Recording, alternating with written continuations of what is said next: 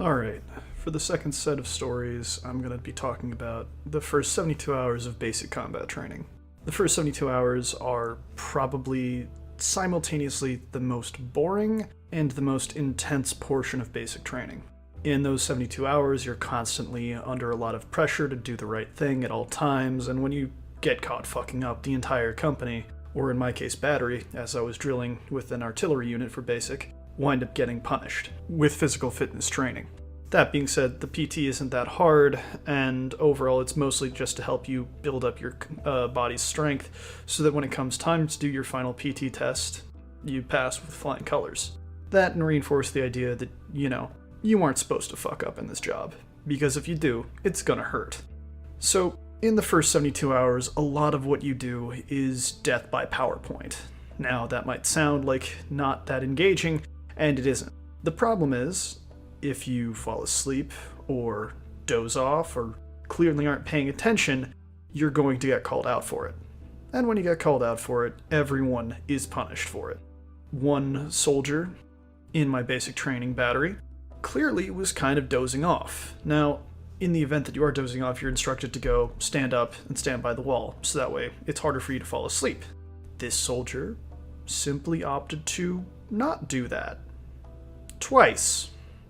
Despite being told, hey, maybe go stand up, by a major who was briefing us about what we were going to be doing for the next, 2 to 3 months of our lives. So that really wasn't the best fucking thing to happen, as afterwards, the entire battery got chewed the fuck out. But honestly, that incident pales in comparison to just the absolute insanity that would occur the next day. So in the next day, we're getting talked to by our drill instructors about how, okay, so listen, you're gonna have a bunch of different uniforms, you're gonna want to be wearing the right ones. We're gonna tell you which ones to wear, and you're not gonna want to alter that or do anything differently, because we are drilling in Oklahoma, and it's currently summertime, so heat stroke is a very real possibility. So if we tell you, wear this, wear that shit, otherwise, guess what? You're gonna pass out from heat exhaustion, you fuckhead, and it's gonna be our asses. During this instruction period by a drill sergeant who was, in fact, a medic, she said, I bet a couple of you guys are probably going to wear your PT shorts underneath your combat uniforms, because you think it's gonna be faster to change into PT gear so that way you can go sleep or whatever the fuck at the end of the day. And she says, hands up, who in this room is currently wearing PT shorts under their uniform?